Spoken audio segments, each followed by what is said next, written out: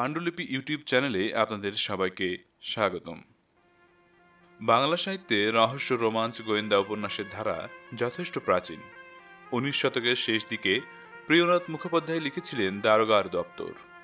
সেই থেকে শুরু, সময়ের পথ বেয়ে ধীরে ধীরে স্বাভাবিক হয়ে উঠেছে বাংলা রহস্য উপন্যাস। আপনাদের প্রিয় পাণ্ডুলিপি ইউটিউব চ্যানেলে বাংলা সাহিত্যের কালজয়ী সেসব রহস্য উপন্যাস নিয়ে আমরা হাজির হচ্ছি নিয়মিত। তারই ধারাবাহিকতায় আমাদের আজকের আয়োজন ভানু গোয়েন্দা, জহর অ্যাসিস্ট্যান্ট। উপন্যাসটির লেখক প্রণব রায় ছিলেন কবি ও গীতিকার। তিনি আমাদের জাতীয় কবি কাজী নজরুল ইসলামের ভাবশিষ্য ছিলেন। গীতিকার হওয়ার প্রেরণা তিনি পেয়েছিলেন কাজী নজরুল ইসলামের কাছেই। তার কয়েকটি উল্লেখযোগ্য গান হল মধুর আমার মায়ের হাসি, কতদিন দেখিনি তোমায়, তুমি কি এখন দেখিছ স্বপন, মধুমালতী ডাকে আয়, নিশিরাত বাঁকা চাঁদ আকাশে, এই কি গো শেষ দান, বিরহ দিয়ে গেলে, ইত্যাদি ইত্যাদি। প্রণব রায় শুধু গীতিকারই ছিলেন না, তিনি বহুমুখী প্রতিভার মানুষ ছিলেন। চিত্রনাট্যকার, কাহিনীকার হিসেবে কয়েকটি কথাচিত্রের কাহিনী, সংলাপ ও চিত্রনাট্য রচনা করেছেন। আমাদের আজকের উল্লেখ্য উপন্যাসটি 1971 সালে চলচ্চিত্র আকারে প্রকাশিত হয়। এছাড়াও তার রচিত কিছু গোয়েন্দা কাহিনীও আছে। বাংলা সাহিত্য জগতের প্রতিভাধন এই মহান গীতিকার প্রণব রায় 1975 খ্রিস্টাব্দের 7 আগস্ট কলকাতায় মৃত্যুবরণ করেন। আমরা গল্পটিকে দুটি পর্বে বিভক্ত করেছি, যার প্রথম পর্ব এখন শুরু করছি।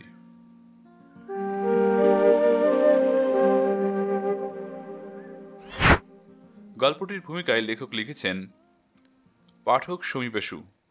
হাসির গোয়েন্দা গল্প বাংলায় লেখা হয়নি বললেই চলে। আমার এই গল্পে সেই প্রচেষ্টাই করছি। ইংরেজিতে যাকে বলে স্ল্যাপস্টিক কমেডি, এই গল্পও তাই। নিছক হাসি। যারা গল্পে যুক্তি খুঁজবেন তারা ঠকবেন।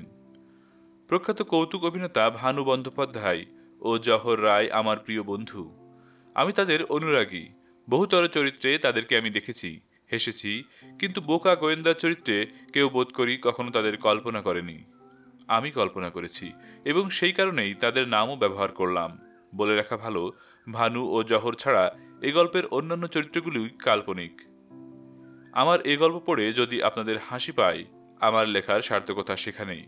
যারা রাম গরুরের ছানা তাদের জন্য লিখিনি। ইতি প্রণব রায়। প্রতিরক্ষা তহবিলের জন্য নিউ এমপ্রেস স্টেজে জলসা। রাত 10:30টায় অনুষ্ঠান শেষ হওয়ার কথা ছিল, কিন্তু বোম্বে বাংলার সর্বাধিক জনপ্রিয় গায়ক অচল মুখার্জির প্রোগ্রাম সবার শেষে হওয়ায় আসর ভাঙতে দেরি হচ্ছে। মুগ্ধ ও ভক্ত শ্রোতাদের ফরমায়েশ মতো খান অষ্টেক গান পরিবেশনের পর অচল মুখার্জি নবম গানটি ধরেছে। এটি অচলের লেটেস্ট হিট।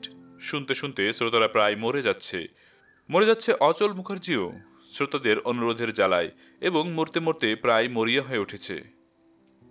বার পাঁচেক ঘুরিয়ে ফিরিয়ে গাইবার পর অচল কুমার গান শেষ করল। সঙ্গে সঙ্গে অডিটোরিয়াম থেকে সরু মোটা হেড়ে মিহি নানাবিধ গলার চিৎকার, আর একখানা, রিকশার গানখানা দাদা, সেই পিচ গলে যায় আগুন হাওয়ায়, না না ওখানা নয়, সেই দিলকো শিক কাবাব বানায়া তেরে লিয়ে পিয়া। আরে রাখেন মশাই, যা হোক একখানা হইলেই হলো। কিন্তু অচল কুমার ততক্ষণে হারমোনিয়াম ছেড়ে স্টেজের ওপর উঠে দাঁড়িয়েছেন। কোনো মতে দর্শকদের একটা নমস্কার জানিয়ে সে উইংসের পাশে অদৃশ্য হলো। ব্যাক স্টেজের দরজা দিয়ে বেরিয়ে অচল কুমার হনহন করে আসছে, কিন্তু বারান্দা পার হয়ে দোতলার লবির দিকে আসতেই অচল কুমার সত্যি অচল হয়ে গেল। মুখ উঠল শুকিয়ে, বুক করতে লাগলো গুড়গুড়। অটোগ্রাফের খাতা হাতে একদল মেয়ে ওত পেতে দাঁড়িয়ে আছে। বয়সে তারা সকলেই তরুণী। অচল কুমার জীবনে কখনো রয়্যাল বেঙ্গল বাঘিনী দেখেনি, কিন্তু তারা শাড়ি পরলে যে হুবহু ওদেরই মতো দেখতে হবে এ বিষয়ে সে নিশ্চিত। অচল কুমারকে এগোতে হলো না, প্রগতিশীলরাই গতি বাড়িয়ে দিল। অচলের চারপাশে সপ্তরথীর ব্যূহ রচনা করে তারা খাতা এগিয়ে কলকণ্ঠ কলরব করে উঠল। কি অপূর্ব গাইলেন আজকে! স্টেজের ওপর যখন গাইছিলেন আপনাকে দেবদূতের মতো দেখাচ্ছিল। সত্যি অচলদা, আপনি যে কি মানে কত! জানেন অচলদা, রোজ রাতে ঘুমাবার আগে আপনার ছবি সঙ্গে করে আমি কত কথা বলি। আচ্ছা অচলদা, আপনার গান এত চার্ম কেন বলুন তো? একেবারে জার্মের মতো বুকের মধ্যে। ও কি, কি হলো আপনার? মুখখানা অমন হয়ে গেল কেন? খুব ক্লান্ত লাগছে বুঝি? দোহাতে পেটটা খামচে ধরে কাতর স্বরে অচল কুমার শুধু বলে উঠলেন, পেট। তারপর হঠাৎ দিক বিদিক জ্ঞান হারিয়ে মরিয়ার মতো অচল কুমার লবির দিকে ছুটতে লাগলো। লবির পর একতলা সিঁড়ি, সিঁড়ির পরে রাস্তা। নিউ এমপ্রেস থিয়েটার থেকে শতনিক গজ তফাতে একটা অন্ধকার নিরালা জায়গায় অচল কুমার তার গাড়ি রেখেছিল, যাতে তার ফ্যানদের চোখ সহজে না পড়ে। ঊর্ধ্বশ্বাসে এসে গাড়িতে উঠে স্টার্ট দিয়ে হাঁপ ছাড়ল। ওহ, সাংঘাতিক বিপদ থেকে বেঁচে যাওয়া গেছে। অল্প বয়সী মেয়েদের দেখলে জনপ্রিয় স্মার্ট অচল কুমারের কেন যে এত ভয় লাগে, কেন যে গা গুলিয়ে ওঠে, তা সে নিজেই জানে না। কিন্তু ওঠে। ঠোঁটে রং মাখা বিনুনি দোলানো ন্যাকা মেয়েগুলো তার কাছে যে রঙিন শাড়ির লেবেল আটা তেতো ওষুধের একটা শিশি, বা রয়্যাল বেঙ্গল বাঘিনীর একটি পিসি। যাক, খুব ফাড়া কেটে গেছে আজ। এবার আরাম করে একটা সিগারেট ধরানো যেতে পারে। গাড়ি তখন পার্ক স্ট্রিট ছাড়িয়েছে। একটা সিগারেট মুখে গুজে অচল ভূত দেখে চমকে উঠল। ভূত গাড়ির সামনে নয়, পিছনে। রেয়ার গ্লাসে তারই ছায়া। চকিতে অচল পিছনে ফিরে তাকালো, আর সঙ্গে সঙ্গে গাড়িখানা মাতালের মতো পায়ের উপর বেসামাল হয়ে উঠল। রাত 12টার পর রাস্তা প্রায় ফাঁকা ছিল, তাই রক্ষে। অচল দেখলে ব্যাক সিটের তলা থেকে কোকড়া কালো চুলে ঘেরা ফর্সা একখানা মুখ আস্তে আস্তে উঠছে। বড় বড় কালো চোখ, কিছু ভয় কিছু কৌতূহল। ভূত নয়, প্রেতিনী, তরুণী প্রেতিনী। অচলের গা ছমছম করে উঠল। তাজ্জব ব্যাপার, গাড়িতে উঠে যখন সে স্টার্ট দিল তখন তো কেউ ছিল না। এই চলতি গাড়িতে প্রেতিনী কখন উঠল? কেমন করেই বা এলো? কাছে পিঠে শ্মশান তো নেই, তবু এলো কি করে? ঘ্যাস করে ব্রেক চেপে অচল রাস্তার বাঁ দিকে গাড়ি রুকল। প্রেতিনীর সঙ্গে একটা বোঝাপড়া করা দরকার। মনে মনে 3বার রাম নাম জপ করে অচল সাহস সঞ্চয় করে নিল। কিন্তু প্রেতিনী আগে বলল, থামলেন কেন? চলুন। অচল সাহসে ভর করে জিজ্ঞেস করলে, কে আপনি? অচলের হঠাৎ মনে পড়ে গেল প্রেতিনী হলেও সে লেডি, সম্মান রেখে কথা বলাই উচিত। ছোট্ট জবাব এলো, কেউ না, আপনি চলুন। অচলের চোখ দুটো গোল গোল হয়ে উঠল। বললে, কেউ না? তবে কি আপনি সত্যিই খিলখিল হাসি সঙ্গে সঙ্গে শোনা গেল। না না, ভয় পাবেন না, আমি প্রেতিনী নই, আমি নূপুর, নূপুর চ্যাটার্জি। চলতি গাড়িতে উঠলেন কি করে? চলতি গাড়িতে উঠবো কেন? আগেই লুকিয়েছিলাম পিছনের সিটের পাদানিতে। লুকিয়েছিলেন কেন? একটা রাতের আশ্রয়ের জন্য। অচলের এবার ভয় থেকে রাগ হলো। বললে, আমার গাড়িটা কি গ্র্যান্ড হোটেল? আপনার চালাকি কি আমি বুঝতে পারছি না ভাবছেন? যান, নেমে যান, মেয়েদের আমি পছন্দ করি না। নূপুরের 2 চোখে অনুনয় দেখা দিল। বললে, রাগ করছেন কেন? একা মেয়ে আমি, এত রাতে কোথায় যাব বলুন? আপনাকে দেখে তো শিক্ষিত ভদ্রলোক বলেই মনে হয়। দয়া করে একটু আশ্রয়। বিষম রেগে গেল অচল। বললে, আচ্ছা, ঝামেলায় পড়লাম তো। আপনাকে চিনি না, জানি না, কোথায় নিয়ে যাব? মিনতি করে নূপুর বলল, যেখানে হয় রাতটা নিরাপদে কাটাবার মতো কোথাও নিয়ে চলুন। না, আমি যাব না, আপনি নেমে যান। হঠাৎ পিছন দিকে তাকিয়ে নূপুর ভীত গলায় বলে উঠল, শিগগির চলুন প্লিজ, আমার বড় বিপদ। দেখা গেল দূরে আর একখানা গাড়ির হেডলাইট ক্রমশ এগিয়ে আসছে। অচল বলল, বিপদ? কি বিপদ? রুদ্ধশ্বাসে নূপুর বলে উঠল, গোয়েন্দা তাড়া করেছে আমায় সেই সন্ধ্যে থেকে। চমকে উঠল অচল। গোয়েন্দা? খুনটুন করেছেন নাকি? না না, খুন করব কেন? পরে সব বলবো, আপনি শিগগিরই চলুন। ওরা দেখতে পেলে আমায় ধরবে, আর ভাববে আমাকে নিয়ে আপনি পালাচ্ছেন। আপনাকে নিয়ে পালাচ্ছি? অচলের হঠাৎ ভীষণ জল তেষ্টা পেয়ে গেল। পিছনের হেডলাইট ততক্ষণে আরও কাছে এসে পড়েছে। অচলের কাঁধে সচলে নাড়া দিয়ে নূপুর বলে উঠল, ওরা এসে পড়লো, স্টার্ট দিন গাড়িতে। গাড়িতে স্টার্ট দিয়েই অচল টপ গিয়ারে ঠেলে দিল। পিছন থেকে চিৎকার শোনা গেল, গাড়ি থামাও বলছি, গাড়ি থামাও। কিন্তু অচলের অস্টিন কেমব্রিজ যেন হাওয়ায় উড়ে অন্ধকারে মিলিয়ে গেল। আর ঠিক পরের মুহূর্তে অচলের গাড়ির জায়গায় 1929 সালের একখানা ফোর্ড এসে দাঁড়িয়ে সশব্দে হাঁপাতে লাগলো। অস্টিন কেমব্রিজখানা এসে পৌঁছল যোধপুর পার্কের রাস্তায়। 3তলা একটা ফ্ল্যাট বাড়ির সামনে। অচল বললে, আর তো গোয়েন্দার ভয় নেই, এখন আপনি আসুন। নূপুর বললে, তাড়িয়ে দেবেন তো আনলেন কেন শুনি? বা, আমি আপনাকে আনলাম না আপনি আমাকে আনলেন? আপনিই তো আনলেন। হাত জোড় করে অচল বলল, ঘাট হয়েছে আমার, এবার দয়া করে নেমে যান। অসহায় গলায় নূপুর বলল, এত রাতে একা কোথায় যাব? উত্তর, দক্ষিণ, পূব, পশ্চিম, যেদিকে খুশি যান। গ্যারেজে গাড়ি রেখে আমি এখন ঘরে যাব। আপনার গ্যারেজেই না হয় আজকের রাতটা থাকতে দিন। বাহ, বেশ বললেন তো। কাল ভোরে আমার ক্লিনার এসে যখন গ্যারেজ খুলবে, তখন সোজা থানায় গিয়ে ধরা দিন। বিশ্বাস করুন, আমি চোর, ডাকাত বা খুনি নই। আপনি বললেই তো আমি বিশ্বাস করব না? আমার মাথা অত নিরেট নয়। আচ্ছা বেশ, থানায় যেতে না চান, হাসপাতাল খোলা আছে, সেখানে গদিওয়ালা বিছানাও পাবেন। আমি কিন্তু আর দাঁড়াতে পারছি না, জানেন, আমার নিঃশ্বাসের সঙ্গে ছাই বেরিয়ে আসছে। নূপুর হাঁ করে তাকিয়ে বলল, ছাই? কেন? তেতো গলায় অচল বলল, কেন আবার? রাত 1টা বাজে, খিদে চোটে পেটের নাড়ি জ্বলে ছাই হয়ে গেছে। স্থান কাল পাত্র ভুলে নূপুর জোরে হেসে ফেলল, একরাশ রূপোর ঘণ্টাধ্বনির মতো মিষ্টি খিলখিল হাসি। আর তখনই দোতলার একটা অন্ধকার জানালায় টুপ করে আলো জ্বলে উঠল। দেখা দিল গ্লোবের মতো গোল একখানি মুখ। আলো পিছনে থাকায় মুখটা স্পষ্ট দেখা গেল না, শুধু টাকের পলিশ চকচক করতে লাগলো। এবং শোনা গেল হাসি খুশি মোটা গলার কথা, বউরে লয়ে আনলেন নাকি অচল বাবু? বালো বালো, ফাল্গুন মাস পড়ছে, বউরে আর কয়দিন বাপের বাড়িতে রাহন যায়। দাঁড়ান দাঁড়ান, আমি সদর খুইল্লা দিতেছি। গ্লোবের মতো গোল মুখখানি জানালা থেকে অপসৃত হলো। অচলের কপালে তখন বিন বিন করে ঘাম দেখা দিয়েছে। মুখ দিয়ে শুধু একটা কথাই বেরোলো, সর্বনাশ। ফিসফিস করে নূপুর বলল, কি হলো? কাল সকালে মুখ দেখাবো কি করে? অচলের গলাটা প্রায় কাদো কাদো হয়ে উঠল। নূপুর টপ করে গাড়ি থেকে বেরোলো। উনি দরজা খোলার আগেই আমি বরং পালিয়ে যাই। অচল খপ করে নূপুরের হাত ধরে ফেলল। চাপা গলায় পাগলের মতো বলে উঠল, না, পালাবেন না, পালিয়ে আর কেলেঙ্কারি বাড়াবেন না। ঘটাং করে একটা শব্দ হলো। সদর দরজা খুলে গ্লোবের মতো সেই মুখ সদরে অভ্যর্থনা করলেন, আসেন আসেন। যন্ত্রচালিতের মতো অচল গাড়ি থেকে নেমে পিছনের দরজা খুলল। তারপর অমায়িকভাবেই বলার চেষ্টা করল, ধন্যবাদ দন্দুভি বাবু, আপনি শুয়ে পড়ুন গে, আমি গ্যারেজে গাড়ি তুলে যাচ্ছি। কিন্তু দন্দুভি বাবুর শোয়ার কোনো তাড়া দেখা গেল না। দরজা থেকে খানিক এগিয়ে এসে হাসি হাসি মুখে বলতে লাগলেন, রাত দুপুরে আপনাকে হাসি মস্করা শুই নাই বুঝছি, যে বউ লইয়া আইলেন। আরে মশাই, পরিবার ছাড়া পুরুষ আর পাইলট ছাড়া প্লেন সমান। কখন কোথায় গোদ খাইয়া পড়ব, তার কিছু ঠিক আছে? নিজের রসিকতায় দন্দুভিবাবু নিজেই দন্দুভিনাদ করে হেসে উঠলেন। তারপর বললেন, ভেতরে চলেন, শ্রীমতী আর কতক্ষণ খাড়াইয়া থাকবেন? অচল গ্যারেজ খুলে গাড়ি তুলল। তারপর বন্ধ করে সদর দরজার দিকে এগোতে এগোতে মোলায়েম গলায় নূপুরকে বললে, কই, এসো। নারী জাতের জন্মগত সংস্কারের বশেই বোধহয় নূপুর আঁচলটা মাথায় তুলে দিল। অচলের ফ্ল্যাট তেতলায় দরজার সামনে এসে নূপুর বললে, ভয় করছে। অচল রাগতভাবে বলল, এখানে ভয়টা কিসের? আপনার বাড়ির লোকজন, মানে আপনার স্ত্রী যদি।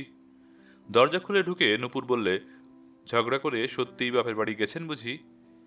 কি বাজে বকছেন, মাথা নেই তার মাথা ব্যথা।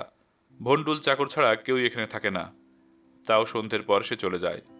নূপুর একটা স্বস্তির নিঃশ্বাস ছাড়ল। শোয়ার ঘর দেখিয়ে অচল বলল, যান, শুয়ে পড়ুন গে, আমার ভীষণ খিদে পেয়েছে। খাবার কোথায়, খাবেন কি? বসবার ঘরে একধারে ডাইনিং টেবিলের উপর ঢাকা দেওয়া খাবার দেখিয়ে অচল বলল, ভন্ডুল যা রেখে গেছে। নূপুর সেদিকে সতৃষ্ণ দৃষ্টিতে তাকিয়ে বলল, একা একা খেলে আপনার পাপ হবে। তার মানে? আমার বুঝি খিদে পায় না? দুপুরেও আজ খাওয়া হয়নি। অচল দু চোখের দৃষ্টি তীক্ষ্ণ করে তাকিয়ে বলল, এই জন্যই মেয়েদের আমি পছন্দ করি না। সব কিছুতেই তারা ভাগ বসাতে চায়।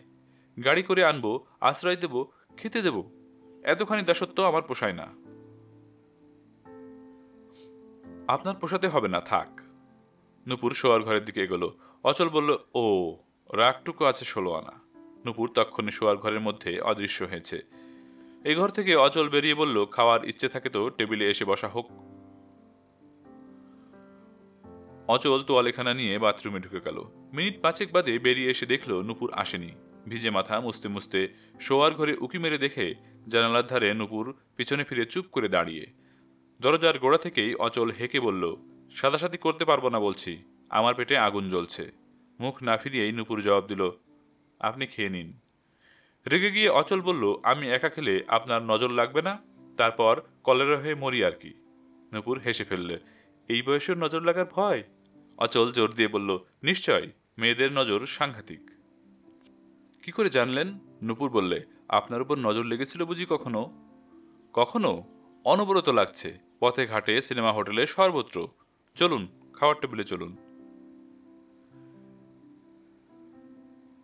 শহরের উত্তরাঞ্চলে এক জনবিরল পাড়ায় সেই 1929 সালের ফোর্ড গাড়িখানা হাঁসফাঁস করতে করতে একখানা একতলা বাড়ির সামনে এসে দাঁড়ালো। স্টিয়ারিং এর সামনে লম্বা রোগাটে চেহারায় স্যুট পরা এক ব্যক্তিকে দেখা গেল। মুখে ধুমায়িত একটা প্রকাণ্ড বার্মা চুরুট। কপালের দুই ভুরুর মাঝখানে বিরক্তির একটা বিছে যেন কামড়ে বসে আছে। তিরিক্ষে গলায় লোকটা বলল, নেমে পড়ো জহর। জবাবে ঘোত ঘোত করে বার দুয়েক আওয়াজ হলো শুধু। লোকটি এবার পাশে তাকালো। জহর অঘরে ঘুমোচ্ছে। মাথায় কাঠো স্থূলকায় প্রকাণ্ড একটা বেলুনকে যেন ছুট পড়ানো হয়েছে।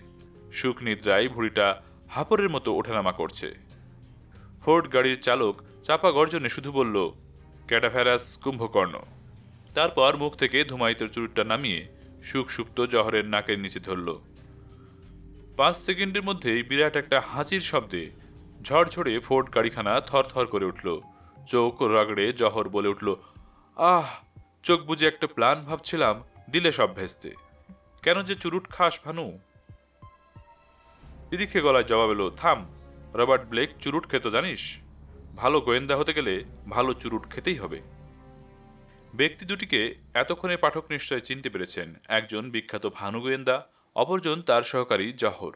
বলা বাহুল্য দুজনেই শখের গোয়েন্দা। এত বড় দুই প্রতিভাকে সরকারি গোয়েন্দা বিভাগে রাখতে সরকার ভরসা করেনি। আশ্চর্য এদের প্রতিভা, অত্যাশ্চর্য এদের বুদ্ধি, এমনকি এদের বাসস্থানটিও অদ্ভুত। লোহার শিক লাগানো কয়েকটি জানালা ছাড়া বাড়িতে কোথাও দরজা নেই। গ্যারেজে গাড়ি রেখে ভানু পকেট থেকে একটা টর্চ বের করে বাড়ির ছাদে আলো ফেলল। দেখতে দেখতে মস্ত মই নেমে এলো। সেই মই বেয়ে উঠতে উঠতে ভানু বলল, চোরই বল আর আততায়ী বল, বেটারা ভারী জব্দ হয়েছে। বাড়িতে দরজাই তৈরি করিনি। আয়, কোথা দিয়ে আসবি? জহর গদগদ হয়ে বলল, সত্যি কি ব্রেন তোর ভানু। দুজনে ছাদে ওঠার পর মইখানা টেনে নেওয়া হলো। যে লোকটি টেনে নিল সে হচ্ছে ভানুর বিশ্বস্ত চাকর ঘণ্টাকর্ণ। ভানু বললে, আর এই ঘণ্টাকে রেখেছি কেন জানিস? জহর বলল, কেন? বুঝতে পারলি না? ঘণ্টা হচ্ছে বোবা এবং কালা। আমাদের প্ল্যান বা গুপ্ত খবর কিছুতেই শত্রুপক্ষকে জানাতে পারবে না।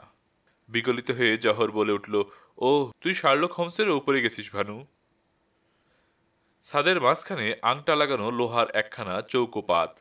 ভানু আংটা ধরে টানতেই পাতটা সিন্দুকের ডালার মতো উঠে এলো। ভেতরে এক সারি সিঁড়ি। দুজনে নেমে গেল। তাদের পিছনে ছিল ঘণ্টাকর্ণ। সঙ্গে সঙ্গে বন্ধ হয়ে গেল চৌকো লোহার দরজা। খাওয়া দাওয়ার পর নতুন একটা চুরুট ধরিয়ে চিন্তিত মুখে ভানু বলল, এখন কি করা যায়?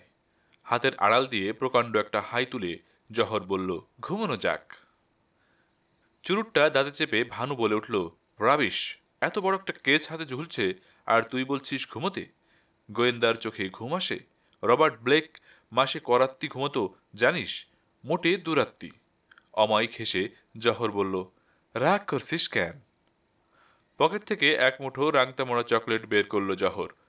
একটা মুখে ফেলে দিয়ে বলল, এই চকলেটগুলোতে কি মিশিয়েছি জানিস? কি? অ্যান্টি স্লিপিং ডোজ, ঘুম তাড়াবার ওষুধ। ব্যাস, আর ঘুম আসবে না।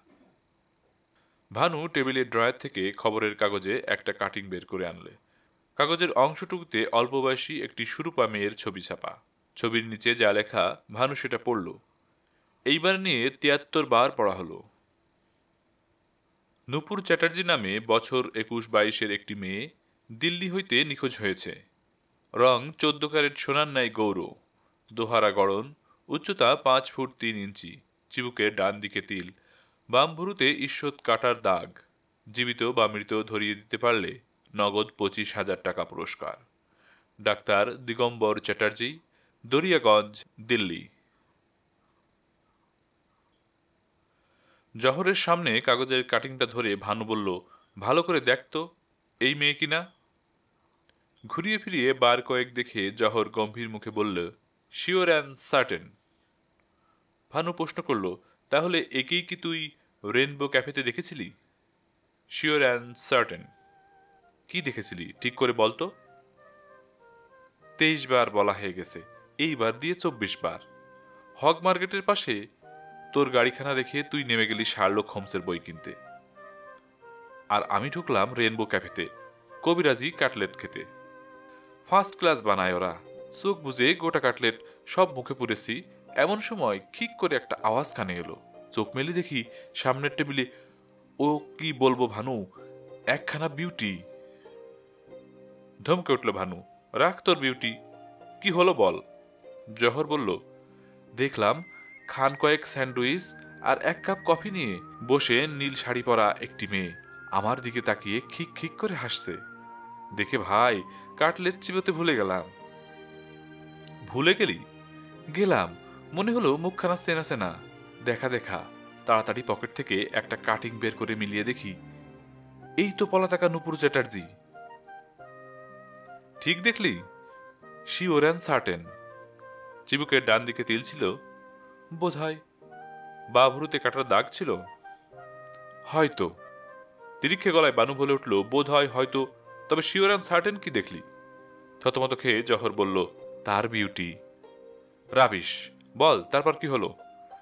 আমাকে একবার কাটিং এর দিকে একবার তার দিকে চাইতে দেখে মেয়েটা, মানে নুপুর চ্যাটার্জি, চট করে ঘুরে বসলো আর আড়ে আড়ে চাইতে লাগলো আমার দিকে। তুই তখন কি করলি? কাটলেটখানা কোত করে গিলে ফেলে আমি তখনই তাকে ডাকতে গেলাম। ফিরে এসে দেখি শুধু 1.5খানা স্যান্ডউইচ আর 1/2 কাপ কফি পড়ে আছে নীলবসনা সুন্দরী হাওয়া। দাঁতে চুরুট চেপে ভানু বলে উঠল, ইস, কি চান্সই মিস করলি, আমাকে ডাকতে না গিয়ে মেয়েটাকে কিছুক্ষণ আটকে রাখতে পারলি না। কি করে আটকাবো? কি করে আবার আলাপ জমিয়ে? তাই ভেবেছিলাম, কিন্তু বলবো কি ভাই, মেয়েটাকে দেখা ইস্তক আমার বুকের ভিতর কাম সেপ্টেম্বরের মিউজিক বাজছিল। রাগে ভানু প্রায় চিৎকার করে উঠল, থাম, ক্যাডা ভাইরাস কোথাকার। কাচুমাচু মুখে জহর বলল, রাগ করছিস কেন, আমার কপালই মন্দ। তারপর? তারপর রেনবো ক্যাফে থেকে বেরিয়ে মেয়েটাকে রাস্তায় খুঁজতে বেরোলাম।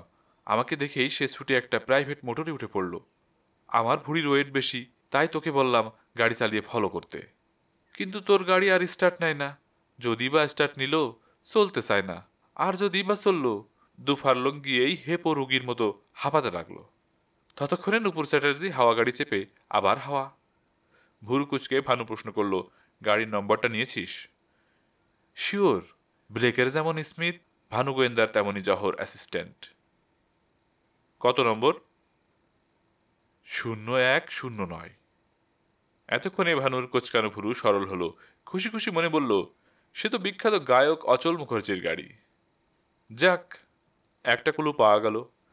ডাক্তার দিগম্বর চ্যাটার্জির 25,000 টাকা আমাদেরই কপালে নাচছে রে জহর। 25,000 টাকা, অর্ধেক রাজত্ব বললেই হয়। গদগদ হয়ে জহর বলল, অর্ধেক রাজত্ব তুই নিস ভানু, রাজকন্যাটি যেন আমার ভাগ্যে পড়ে। চুরুটটা মুখে নামিয়ে ভানু বলল, রাজকন্যার শখ, হিপ্পোপটেমাসের মতো ওই ভুড়ি নিয়ে? সলজ্জভাবে জহর বলল, কেন, পাত্র হিসেবে আমি কি মন্দ? দিন কতক ডায়েটিং করে ভুড়িটা না হয় কমিয়ে ফেলবো। চুরুটটা আবার দাঁতে চেপে ভানু বলল, হোপলেস। ঠিক সেই সময় খাওয়ার টেবিলে বসে নুপুর চ্যাটার্জি ওই একই কথার পুনরুচ্চারণ করল, হোপলেস। কি? রান্না? একটা সিগারেট ধরাতে ধরাতে অচল কুমার বলল, অথচ খাবারের ডিশগুলো তো চেটেপুটে আরশি বানিয়ে ফেলেছেন দেখছি। মেয়েরা এমনই অকৃতজ্ঞ বটে। পথ থেকে এনে আশ্রয় দিলাম, নিজের ভাগ থেকে খেতে দিলাম, প্রতিদানে শুধু নিন্দে। বেশ, প্রতিদানে কাল আমি রান্না করে খাওয়াবো। হাত জোড় করে অচল বলে উঠল, রক্ষে করুন, মেয়েদের পলিসি আমার জানা আছে, প্রথমে রাঁধুনি হতে চাই, তারপর গিন্নি। হেসে ফেলে নুপুর বলল, তাও জানেন, মেয়েদের বিষয়ে আপনার অসীম জ্ঞান দেখছি, কিন্তু আমার দিক থেকে সে ভয় নেই। বিরস মুখে অচল বলল, মেয়েদের বিশ্বাস কি? আমাকে বিশ্বাস করতে পারেন না? না। কেন? আপনি সাংঘাতিক সুন্দরী, আমার ভয় করে। মেয়েদের সঙ্গে কথাও বলতে শেখেননি। মুখ লাল করে নুপুর উঠে পাশের ঘরে চলে গেল। অচলের মুখের উপর দড়াম করে দরজা বন্ধ হওয়ার আওয়াজ শোনা গেল শুধু। সেদিকে কিছুক্ষণ তাকিয়ে অচল উঠে গিয়ে একটা সোফার উপর আড় হলো। আচমকা কলিং বেলটা ঘুমন্ত কানে যেন ঠাস করে চড় মারল। মুখময় রাজ্যের বিরক্তি নিয়ে সোফার উপর অচল ওপাশ ফিরে ছুল। কিন্তু কি জ্বালা! কলিং বেলটা আবার তার স্বরে ডাকাটাকি শুরু করলো। অগত্যা উঠতেই হলো অচলকে। জানালা খুলে দিতেই ভোরবেলার আলো যেন হাসি মুখে গুড মর্নিং জানালে। কিন্তু অচলের বিরক্তি বেড়েই গেল। ইস, সবে মাত্র ভোর, আরও ঘণ্টাখানেক দিব্যি ঘুমিয়ে নেওয়া যেত। কোন হতভাগা এলো কে জানে, নিশ্চয় ইনসোমনিয়া রোগী। নইলে কাক ডাকা ভোরের আগে কেউ ভদ্রলোকের বাড়িতে ডাকাডাকি করে? কোচকানো ভ্রু আর ঘুম জড়ানো রাঙা চোখ নিয়ে অচল ফ্ল্যাটের দরজা খুলে দিল, আর সঙ্গে সঙ্গে তার চোখ থেকে ঘুম ছেড়ে গেল। বিচিত্র দুটি মূর্তি দরজার গোড়ায় দাঁড়িয়ে, একজন লম্বাটে লিকলিকে, আরেকজন খাটো ভুড়িদার। দুজনের পরনেই স্যুট, একজনের ঢলঢলে, আরেকজনের আটোসাটো ফাটোফাটো। একজনের চোখে তিরিক্ষে চাউনি, আরেকজনের মুখে কান এঁটো করা হাসি। দুরকম আওয়াজে দুজনেই একসঙ্গে বলে উঠল, নমস্কার। অচলের কাছ থেকে ভারী গলায় প্রত্যুত্তর এলো, নমস্কার। লম্বাটে বলল, আপনার সঙ্গে আলাপ করতে এলাম, চলুন বসা যাক। নেহাত ভদ্রতার খাতিরে অচলকে দরজা ছেড়ে ভেতরে সরে দাঁড়াতে হলো। আগন্তুক দুজন ঘরে ঢুকে সোফায় বসলে। লম্বাটে বলল, ভালো আছেন তো? সঙ্গে সঙ্গে অমায়িক হেসে খাটো বলল, ভালো ঘুম হয়েছে? অচলের সর্বাঙ্গ রি রি করে উঠল। চেপে গিয়ে শুধু বলল, কি চাই আপনাদের? লম্বাটে একটা চুরুট ধরিয়ে নিয়ে বলল, একটা কথা আছে আপনার সঙ্গে। সঙ্গে সঙ্গে খাটো যোগ করল, প্রাইভেট? আমার সঙ্গে? অচলের মুখে বিস্ময় প্রকাশ পেল। ইয়েস জেন্টলম্যান, আপনার সঙ্গেই, লম্বাটে বলল। খাটো হাসি হাসি মুখে বলল, আপনিই তো বিখ্যাত গাইয়ে অচল মুখার্জি। আপনার গান। এতক্ষণে বোমার মতো ফেটে পড়ল অচল। গান হবে না, পারবো না, গাইব না। টাকা দিলেও গাইব না। জলসা আর ফাংশন, ফাংশন আর জলসা, এই করে করে আমার দিনে খাওয়া নেই, রাতে ঘুম নেই, লাইফ মিজারেবল। আমার কাশি হয়েছে, ফরেনজাইটিস হয়েছে, ব্লাড প্রেশার বেড়েছে, যান আপনারা। অচল দম নিতেই খাটো বিরাট একটা নিঃশ্বাস ফেলে বলল, ডেঞ্জারাস। গানের নাম শুনে একেবারে মেশিন গান চালিয়ে দিলেন।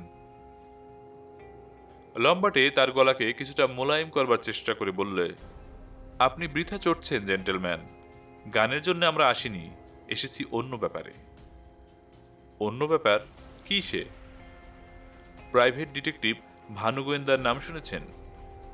শুনেছি। দেখেছেন? না। নিজের বুকে আঙুল ঠেকিয়ে ভানু সগর্বে বলে উঠল, এই দেখুন।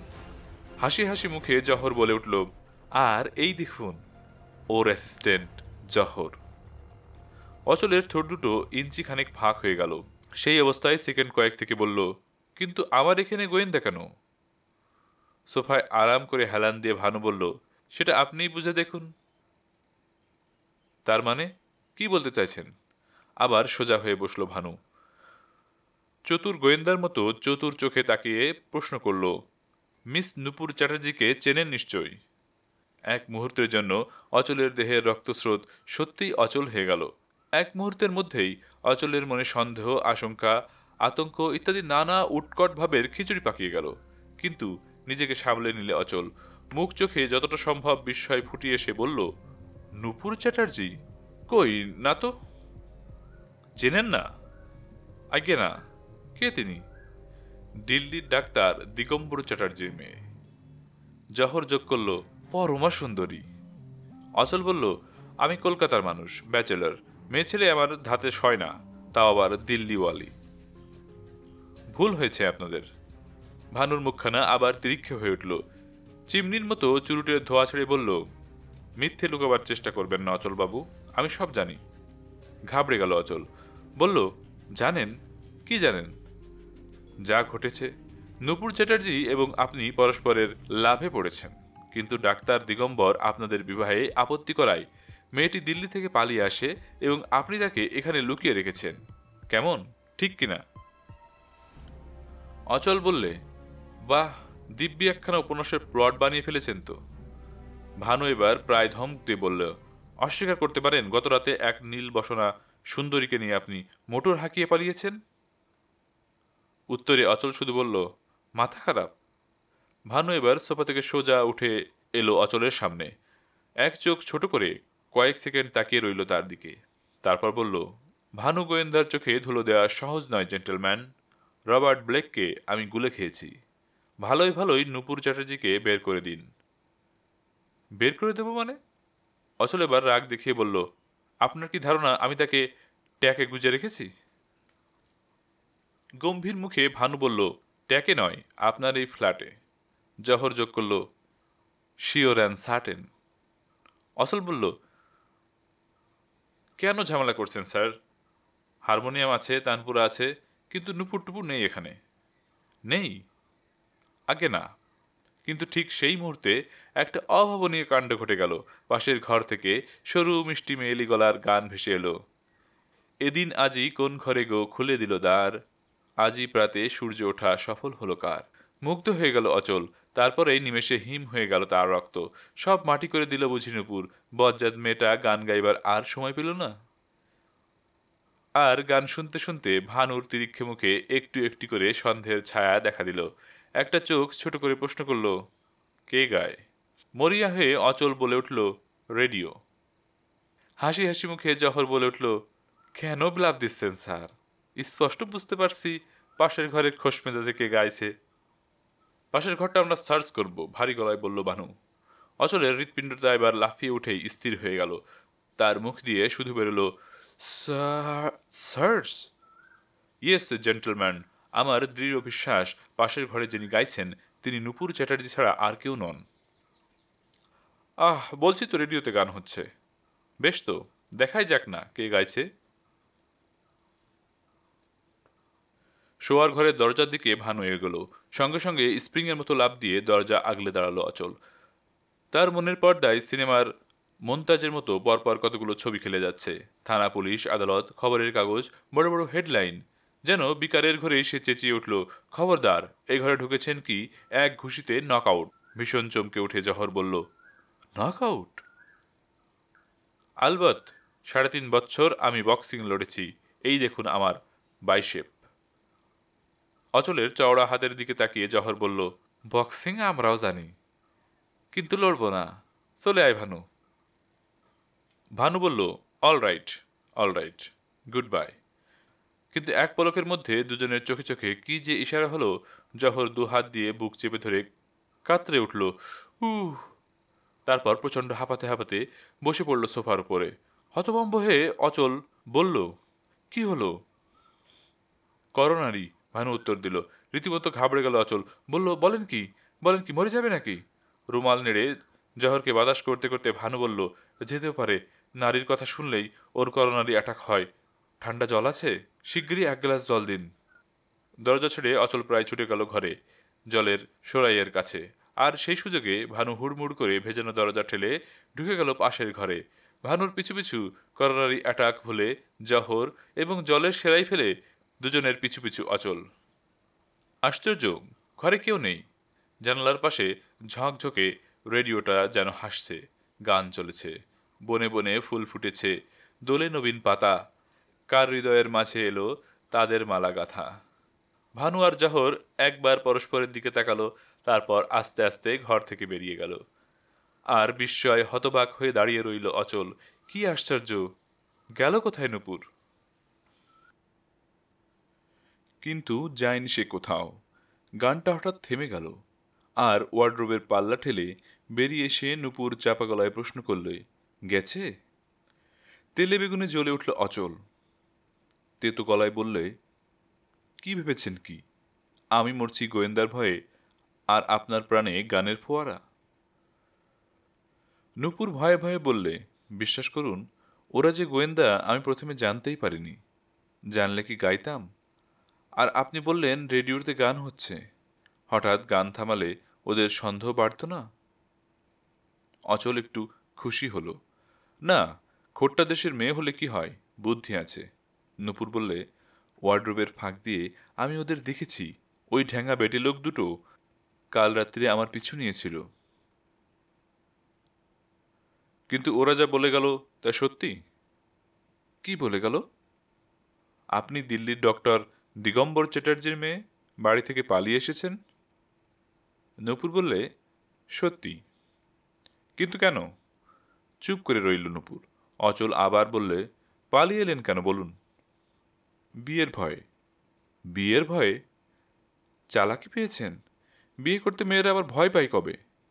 ভয় তো পুরুষরাই পায়।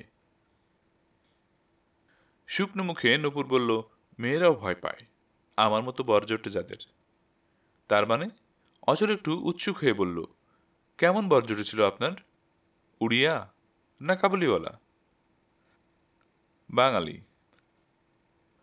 তবে ভয় পেলেন কেন? বাঙালি স্বামীরাই তো আসলে বউ, শুধু মেটার্নিটি হোমে যায় না, এই যা। কানাখোড়া ছিল বুঝি পাত্রটি?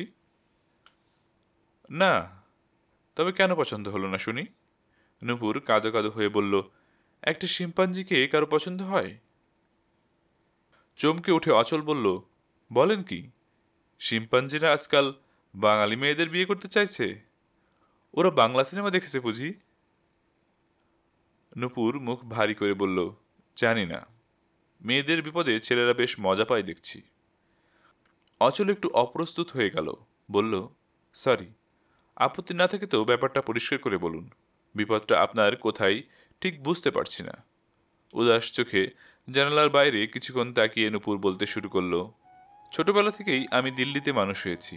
মা নেই, বাবা দিগম্বর চ্যাটার্জি ডারউইন হসপিটালের নামকরা সার্জন। আমাকে তিনি ভালোবাসতেন খুবই, তবে রাশভারী লোক বলে মুখে প্রকাশ ছিল না। আমাকে দেখাশোনা করার জন্য আয়া ছিল। রোজ রাতে বাড়িতে ফিরে বাবা আয়ার কাছে খবর নিতেন আমি ঠিক সময় খেয়েছি কিনা, ঠিক মতো পড়াশোনা করছি কিনা, আমার জন্য কি কি জিনিস চাই। কিন্তু আমাকে কোনোদিনও জিজ্ঞেস করতেন না।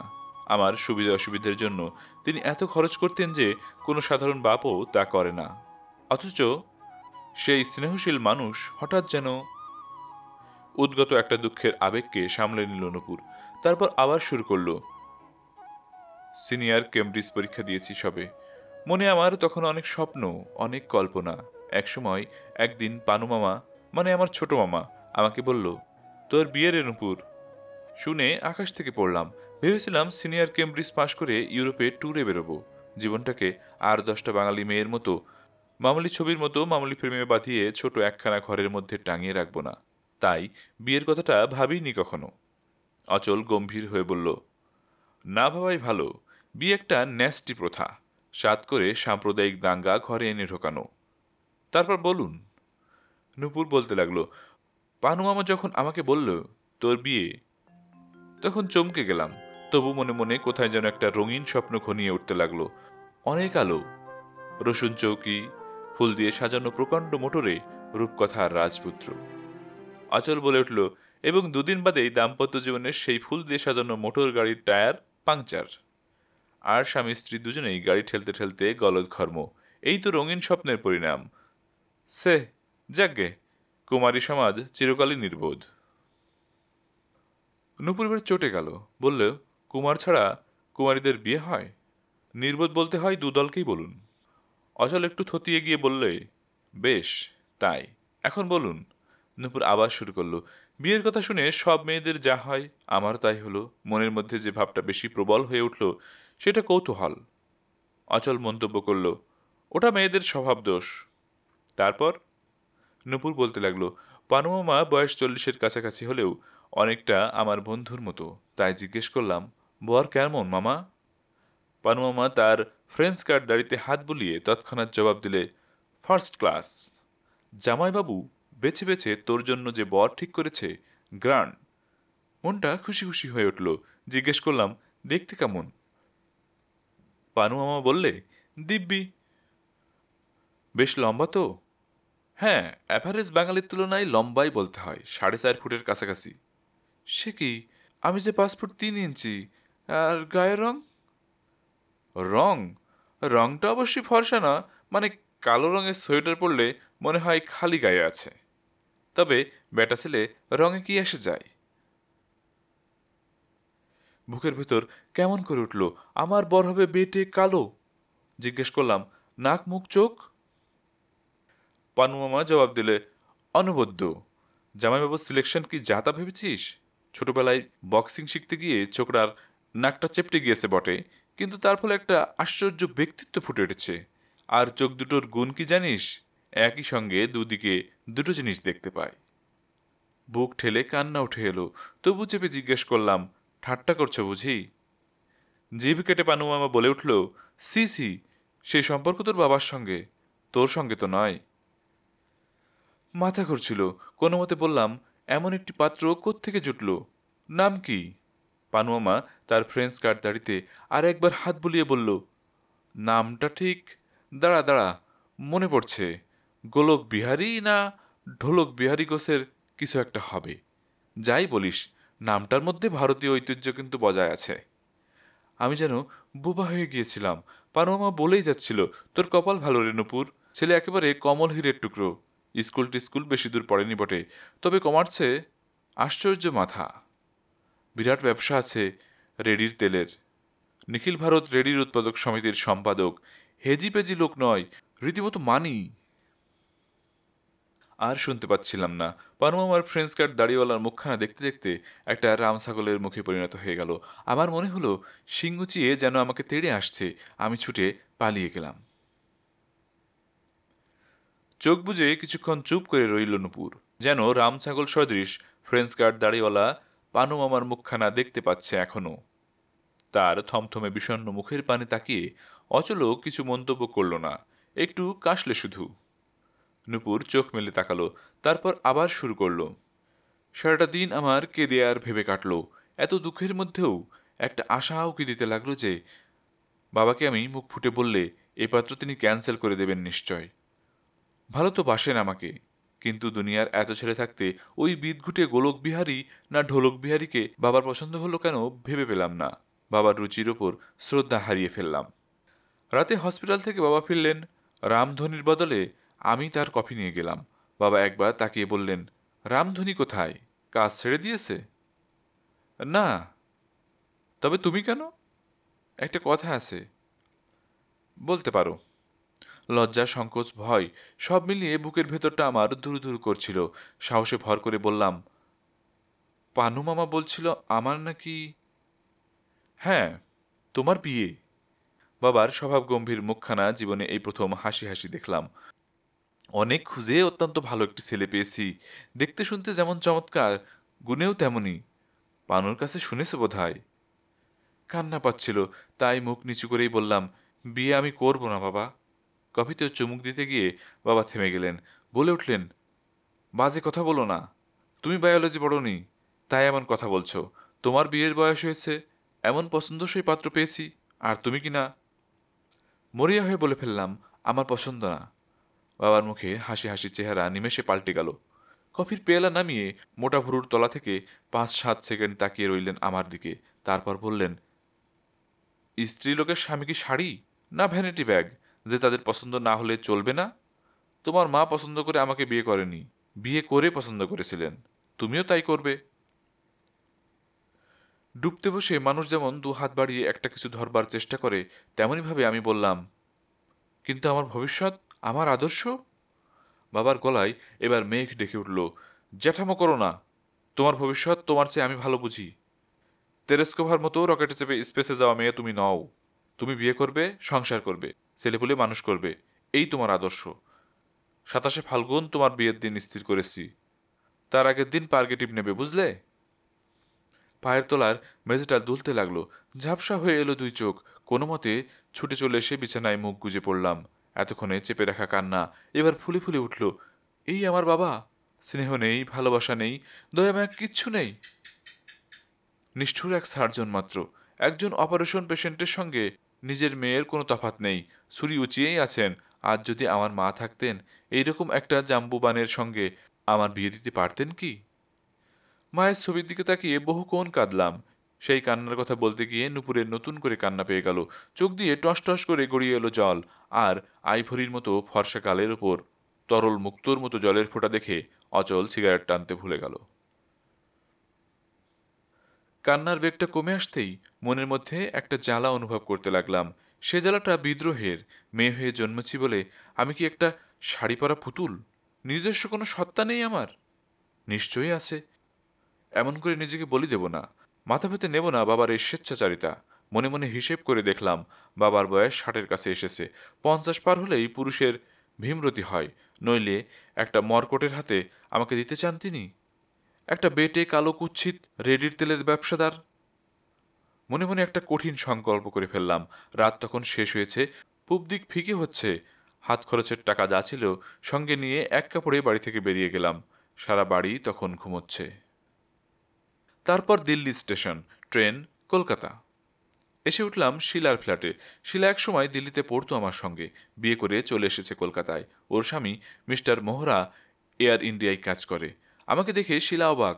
মিথ্যে করে বললাম, একটা চাকরির ইন্টারভিউ দিতে এসেছি, থাকবো দিন কয়েক। শিলা খুব খুশি, কিন্তু 3 দিনও গেল না।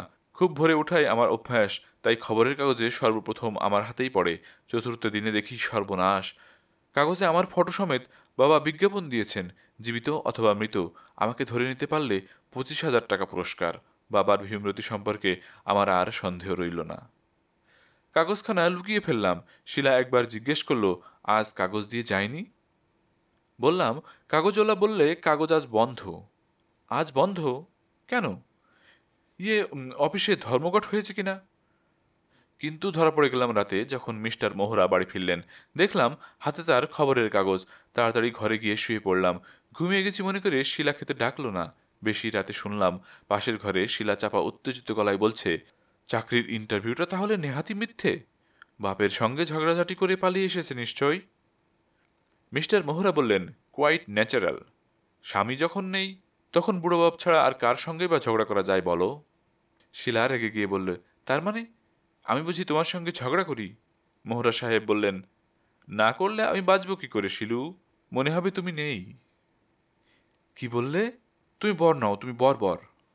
তুমি স্ত্রী নাও, তুমি স্ত্রী। ঝনঝন করে কাঁচ ভাঙার শব্দ। ফুলদানিটা বুঝি গুড়িয়ে গেল। তারপর একদম চুপচাপ। আমি হতভম্ব হয়ে বসে রইলাম।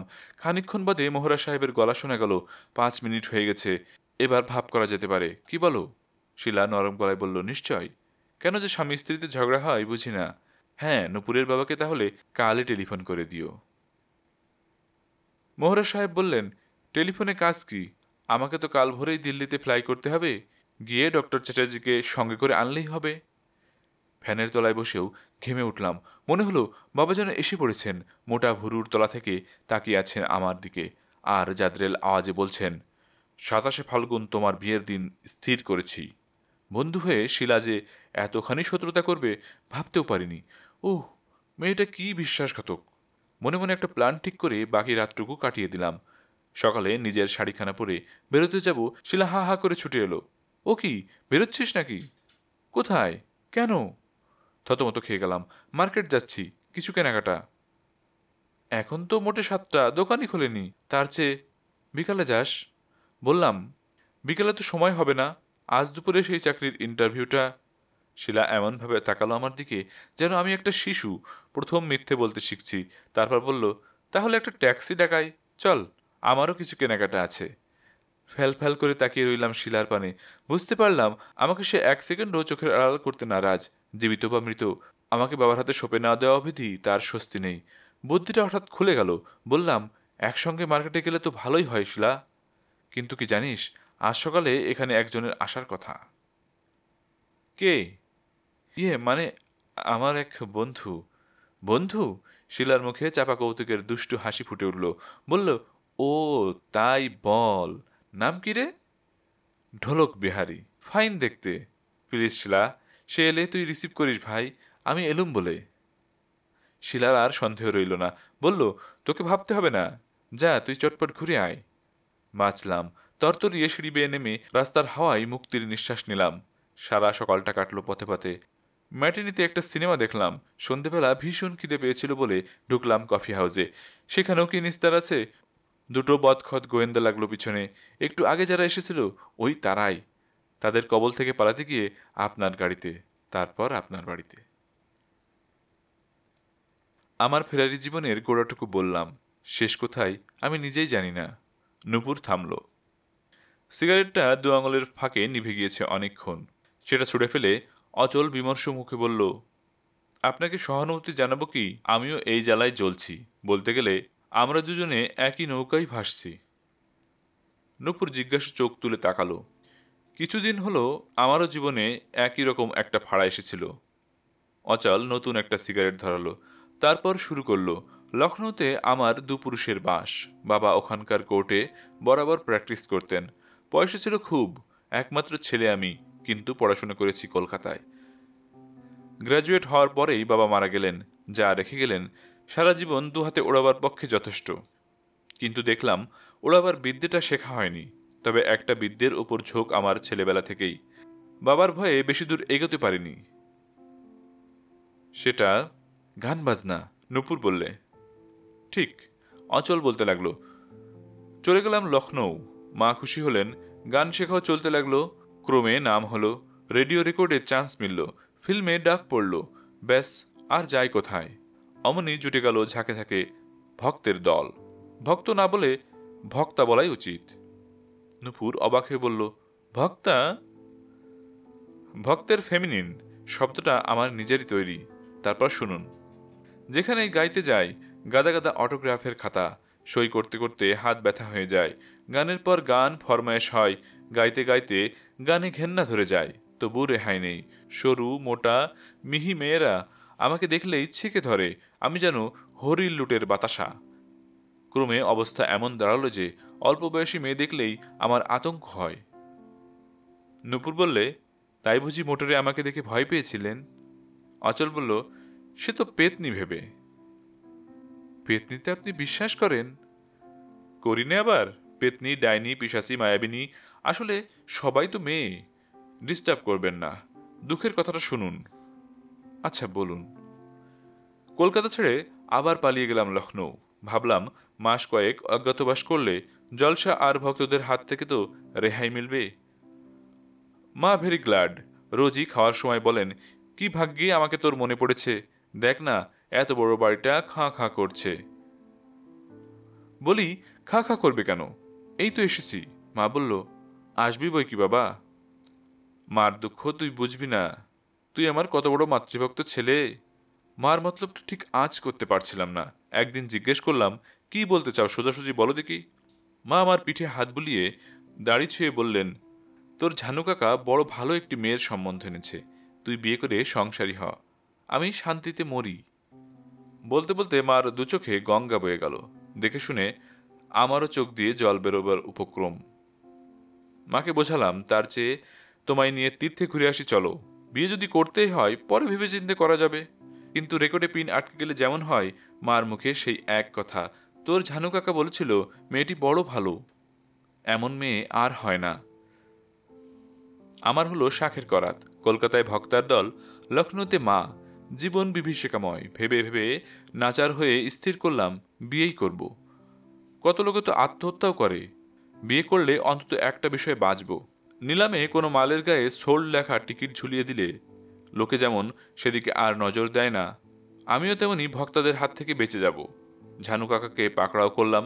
ঝানু কাকা বাবার দূরসম্পর্কের ভাই। পেশা ছিল কুস্তি লড়া। বয়স হওয়াতে এখন আর লড়ে না, খালি বাদাম বেটে সিদ্ধির শরবত খায়। গোলমুখে মোষের শিঙের মতো প্রকাণ্ড এক জোড়া গোঁফ, দুপ্রান্তে দুই কানের সঙ্গে পাকানো। ঝানু কাকা তখন শরবত খাচ্ছিল। আমাকে দেখে বললে, কিরে বিয়ে করতে চাচ্ছিস না কেন, দেব এক রদ্দা। বললাম, সে তোমায় দিতে হবে না, বউ এসে দেবে। মেয়ে কেমন বলো। গোপজোড়া চুমড়ে ঝানু কাকা বলল, এক নম্বর। গান বাজনা করে? আলবৎ, রোজ ভোরে যখন ভয়েরও আলাপ করে কাকেরা চুপ মেরে যায়। সত্যি যেন ঘাড়ে রদ্দা পড়ল। তবু জিজ্ঞেস করলাম, দেখতে কেমন? জবাব এলো, কাঁধে ব্যান্ডেজ করা পরি। কাঁধে ব্যান্ডেজ কেন? সবে ডানা কেটেছে কিনা? তামাশা রাখো, কেমন দেখলে সত্যি বলো। আর একবার গোপজোড়া চুমড়ে ঝানু কাকা বলল, হাই ক্লাস। মাথায় ইয়াসা কোকড়ানো কালো চুল, যে দেখলে সত্যি মনে হয়। লাফ উঠে বললাম, সত্যি মনে হয় মানে? ঝানু কাকা বলল, ছেলেবেলায় কি একটা ব্যামোই চুল আর দাঁতগুলো, কিন্তু নকল বলে ধরে কার সাধ্যে। মাথাটা ঘুরছিল, মনে হলো আমি সিদ্ধির শরবত খেয়েছি। একসঙ্গে গোটা ছয়েক মিঠে পানের খিলি কিমাম সমেত মুখে পুরে ঝানু কাকা বলতে লাগলো, তবে মেয়ে হাই ক্লাস, তোর সঙ্গে যা মানাবে, একদম লায়লা মজনু। জলদি বিয়ে করে ফেল, নইলে দেব এক রদ্দা। বিশ্বাস করুন মিস চ্যাটার্জি, আমার অবস্থাও তখন আপনার মতো। ঝানুকাকার বিশাল গোফওয়ালা মুখখানা দেখতে দেখতে সিংওয়ালা একটা বাইসনের মুখ হয়ে গেল। সেই রাতেই লখনৌ ছাড়লাম। মাকে 2 লাইন চিঠি লিখে এলাম। স্বপ্নে গুরুর আদেশ পাইয়াছি, হরিদ্বারে গিয়া সন্ন্যাস লইতে বলিয়াছেন। চলিলাম। তারপর কলকাতায় ফিরেই ফ্ল্যাট বদল, পাইকপাড়া থেকে যোধপুর পার্ক। নূপুর অবাক হয়ে শুনছিল অচলের প্রায় হব হব বিয়ের উপাখ্যান, আর ভাবছিল আজকাল সংসারে সব বাপ মায়েরই ভীমরতি হয়েছে নাকি। তাদের দুজনের জীবনের দুর্ঘটনা গল্প উপন্যাস আকারে লিখলে লোকে নিশ্চয়ই বলবে আজগুবি। কিন্তু বাস্তব জীবন গল্প উপন্যাসকেও যে হার মানিয়ে দেয়, একথা কজন জানে।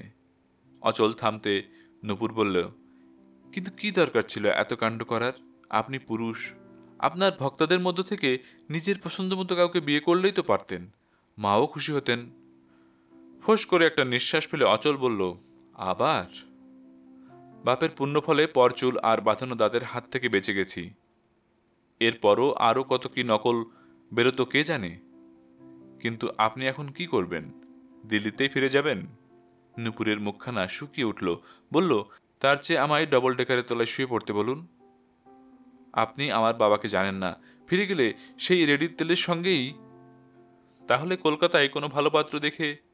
হাত জোড় করে নূপুর সবেগে বলে উঠল, রক্ষে করুন, রেডির তেলের পর হয়তো কেরোসিন তেলই জুটবে। বিয়ে আমিও জীবনে করব না। খুশি হয়ে অচল কিছু বলতে যাচ্ছিল, কিন্তু তার মুখ হা করায় রইল। পাশের ঘর থেকে অতি অমায়িক গলার ডাক শোনা গেল, আছেন নাকি? ভড়কে গেল দুজনে। আবার কে হলো? তাড়াতাড়ি এ ঘরে এসে অচল দেখে সেই পরিচিত পলিশ করা টাক, দন্দুভিবাবু। অচলের এলোমেলো চুল আর স্লিপিং পাজামার দিকে নজর করে এক গাল হেসে দন্দুভিবাবু বললেন, ঘুমটা ভাঙাই দিলাম বুঝি? অচল বললে, না না। টাকচুলকে দন্দুভিবাবু বলে উঠলেন, হ, বুঝছি বুঝছি। বয়সকালে পরিবার বাপের বাড়ির থন আইলে আমারও ঘুমের থেকে উঠতে বেলা হইত। অমাবস্যার রাতেও চাঁদ দেখতাম। কি দিনই আসিল মশাই। পাঠকদের জেনে রাখা ভালো, দন্দুভিবাবু বিপত্নিক। যাক, এখন চা পর্ব আইব তো। বৌঠান রে 3 কাপ বানাইতে কন। বৌঠান? অচল যেন জীবন্ত বিস্ময় চিহ্ন। আকর্ণ হাসি মুখ নিয়ে টাকচুলকে দন্দুভিবাবু বললেন, ওই আপনার মিসেস সম্পর্কে আমি ওনার দেওর হই না? বিশ্বাস করেন অচলবাবু, বউয়ের চিন্তায় আমার টাক পড়ে, বয়স কিন্তু বেশি না। যান, দেখেন চা কদ্দূর। দন্দুভিবাবু সোফায় চেপে বসলেন। অচল বিরস মুখে বললে, চা বাড়ন্ত। ভণ্ডুলের জ্বর, কাল থেকে ছুটি নিয়েছে। এতক্ষণ কন নাই কেন? দন্দুভিবাবু তৎক্ষণাৎ সোফা ছেড়ে উঠে দাঁড়ালেন। ভণ্ডুল নাই, আমি তো আছি। আমি আইনা দিমু, বাজার টাজার লাগবে তো। আচ্ছা লোক মশাই আপনি, বৌঠান রে উপোস দিয়া রাখবেন নাকি? দন্দুভিবাবু আর দাঁড়ালেন না। স্বস্তির নিঃশ্বাস ফেলে অচল পাশের ঘরে যেতেই দেখলে নূপুর তার ধুতি ছেড়ে নিজের নীল শাড়িখানা পরেছে। মৃদু স্বরে বলল, আমি যাচ্ছি। অচলের মুখ দিয়ে শুধু বেরোলো, যাচ্ছেন? হ্যাঁ। তারপর নমস্কারের ভঙ্গিতে হাত দুটি জোড় করে নূপুর বলল, একটা রাতের জন্য আশ্রয় দিয়েছেন, আপনার দয়ার কথা আমি কোনোদিন ভুলব না। অনেক ধন্যবাদ। বলতে বলতে নূপুরের গলাটা কেমন ধরে এলো। কয়েকটা মুহূর্ত গুম হয়ে রইল অচল। তারপর বলল, আমাকে এমন অপদস্থ করে চলে না গেলে কি চলছিল না? এক্ষুনি দন্দুভিবাবু এক গাদা বাজার নিয়ে ফিরে আসবেন, তখন সবই তো জানাজানি হয়ে যাবে। আর দন্দুভিবাবুর জানা মানেই এই গোটা ফ্ল্যাট বাড়ি, গোটা পাড়ায় জানা। বৌঠান কোথায় জিজ্ঞেস করলে কি কৈফিয়ত দেব আমি শুনি? নূপুর বললে, বলবেন আমি হঠাৎ মরে গেছি। মুখখানা তেতো করে অচল বলে উঠল, বললেই হলো? লোকে যখন জিজ্ঞেস করবে লাশ কোথায়, তখন? শেষকালে কি আমাকে গুম খুনের চার্জে ফেলতে চান? ডেঞ্জারাস মেয়ে তো আপনি। চটে গিয়ে নূপুর বলল, তাহলে কি করব বলুন? সত্যি সত্যি মরব? কিচ্ছু করতে হবে না, দয়া করে শুধু থাকুন, থেকে আমায় কৃতার্থ করুন। বারে, কাল রাতে তো দূর দূর করে তাড়িয়ে দিচ্ছিলেন। কালো দিঘির মতো নূপুরের বড় বড় চোখ দুটো টল টল করে উঠল। ঘাট মানছি, হয়েছে। নিজে আতপেটা খেয়ে কাল রাতে খাওয়ালাম, আর আজ ভণ্ডুলের জ্বর হয়েছে শুনেও দিব্যি চলে যাওয়া হচ্ছে। উফ, কি স্বার্থপর, কি অকৃতজ্ঞ এই মেয়ে যাত্রা। নূপুর মুখ ভারী করে বলল, মেয়ে জাতের নিন্দে তো আপনার ঠোঁটের আগায়, কিন্তু এক রাত আধপেটা খেতে দিয়ে কি এমন মাথা কিনেছেন শুনি?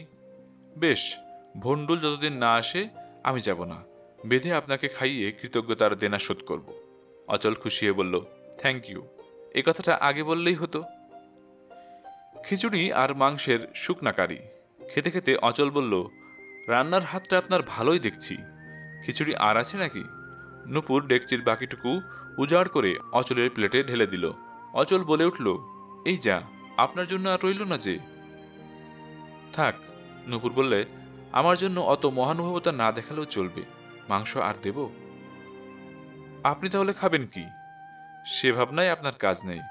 আরও খানিকটা কারি অচলের পাতে দিয়ে নূপুর বলল, আপনি আমাকে আধপেটা খাইয়েছিলেন, আমি কিন্তু পেট ভরে খাওয়ালাম, আমার কৃতজ্ঞতার ঋণ শোধ হলো। ওবেলা আমি চলে যাব। কোথায়? দেখি কোথায় নিরাপদ আশ্রয় মেলে। অচলের খাওয়া হঠাৎ বন্ধ হয়ে গেল। কিছুক্ষণ নূপুরের দিকে তাকিয়ে থেকে বলল, আপনার মাথা খারাপ হয়েছে? আপনার মতো মেয়ে সহজে কখনো নিরাপদ আশ্রয় পায়? দুনিয়াটা কি বেলুড় মঠ, না জেলের ফিমেল ওয়ার্ড? পাগলামি করবেন না, সত্যিকার নিরাপদ আশ্রয় যতদিন না জোটে এইখানেই থাকুন। নূপুর কি বলতে যাচ্ছিল, তাকে বাধা দিয়ে অচল আবার বলল, তাছাড়া রাস্তাঘাটে বেরোবেনি বা কোন সাহসে? পুলিশ আছে, গোয়েন্দা আছে, আপনার বাবার বিজ্ঞাপনের কথা এরই মধ্যে ভুলে গেলেন? নূপুরের মুখখানা শুকিয়ে উঠল। এদিকটা সে ভাবেনি। অসহায়ের মতো সে চুপ করে রইল কিছুক্ষণ, তারপর বলল, কিন্তু এইখানেই বা থাকবো কি করে? কোনো মেয়েকে তো আপনি দু চোখে দেখতে পারেন না, বিশ্বাসও করেন না। অচল বলল, ঠিক, বিশ্বাস করতাম না, জীবনে এই প্রথম একজন মেয়েকে বিশ্বাস করলাম। জানেন, আপনার আগে কোনো মেয়েকে বলতে শুনিনি বিয়ে করব না। কিন্তু কিন্তু আমাকে আপনি বিশ্বাস করতে পারবেন কি? সোজাসুজি বলুন। অচলের মুখের উপর বড় বড় চোখ মেলে নূপুর বলল, পারব। সুপ্রিয় শ্রোতা, দিল্লিতে যাওয়া যাক, চলুন। দরিয়াগঞ্জের ডক্টর চ্যাটার্জির ড্রয়িং রুমে। রাত 8টা। দুটো এখানে সোফায় মুখোমুখি দুজন বসে, দুজনেই প্রায় সমবয়সী, 50-70। একজনের খাটো বলিষ্ঠ চেহারা, মাথায় চুলে জার্মান ছাট, পরনে পুলিশি পোশাক, মুখে বার্মা চরুট। ইনি মিস্টার দুবে, দিল্লি পুলিশের মেজকর্তা। আরেকজনের লম্বা দোহারা গড়ন, ফর্সা মুখে নাকের ডগা লাল, আর তারই নিচে টুথব্রাশের মতো ছাটা গোফ। ড্রেসিং গাউন চাপিয়ে পাইপ টানছেন। ইনি নায়িকার বাপ, বিখ্যাত সার্জন দিগম্বর চ্যাটার্জি। সামনের নিচু টেবিলে 2 কাপ ধোয়া ওঠা কফি। দুটো জীবন্ত ভিসুভিয়াসের মতো দুজনে নীরবে ধোয়া ছাড়ছেন।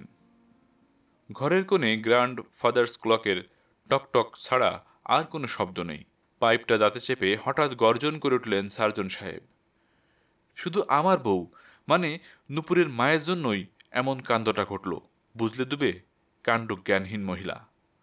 মুখ থেকে বার্মা চুরুট নামিয়ে পুলিশ সাহেব এক মুহূর্ত হাঁ করে চেয়ে রইলেন, তারপর বললেন, সে কি, মিসেস চ্যাটার্জি তো বহুদিন হলো স্বর্গে গেছেন।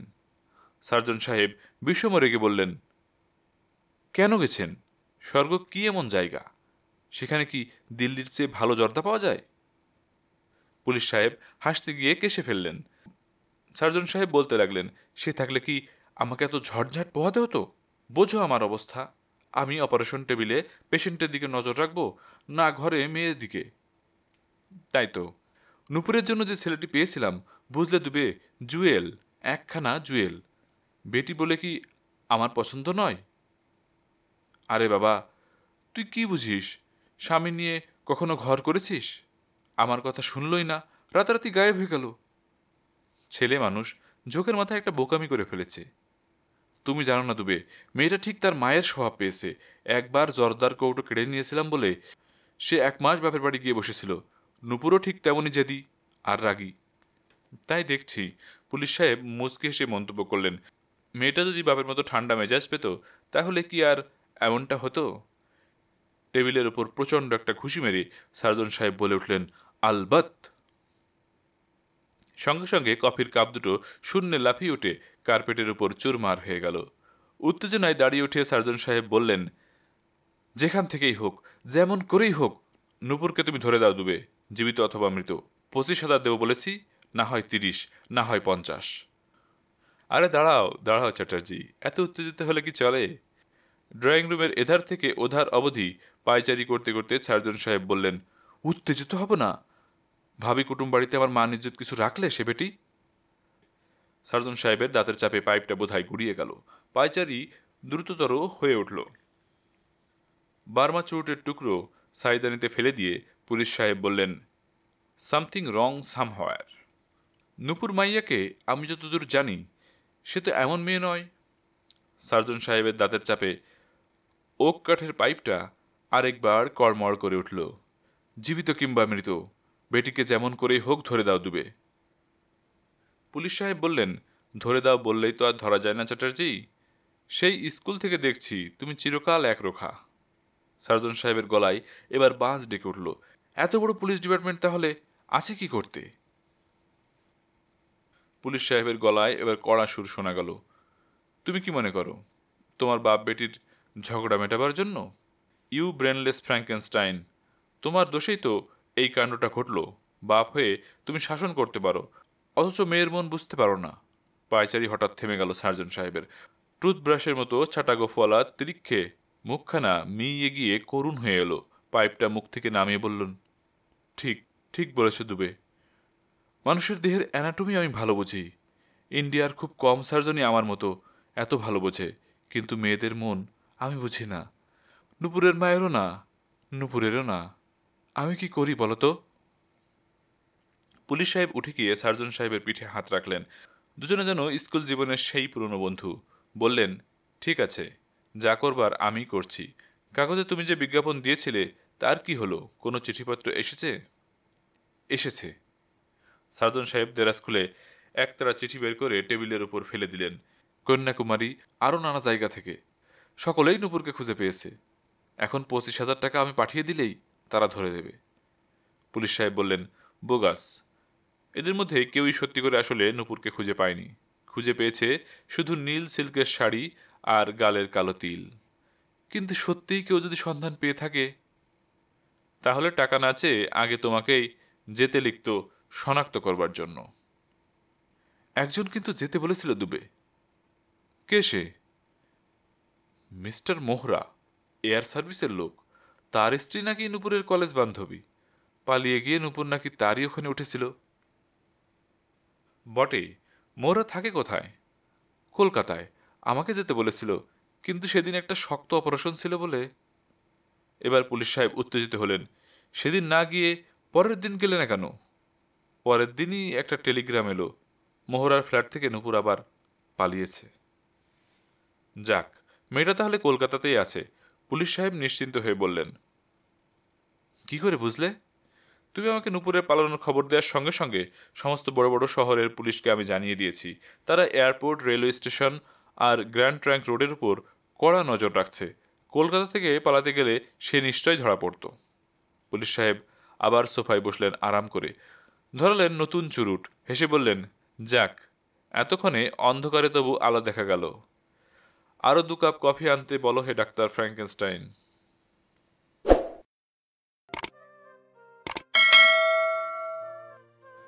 শুনছিলেন প্রণব রায় রচিত রহস্য রম্যোপন্যাস ভানু গোয়েন্দা জহর অ্যাসিস্ট্যান্টের প্রথম পর্ব।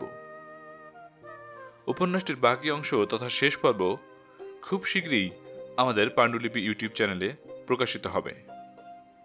পরের পর্ব শুনতে আমাদের চ্যানেলটি আজই সাবস্ক্রাইব করুন। আর যারা ইতিপূর্বে সাবস্ক্রাইব করেছেন তাদেরকে ধন্যবাদ জানিয়ে আজকের মতো এখানেই বিদায় নিচ্ছি। আল্লাহ হাফেজ।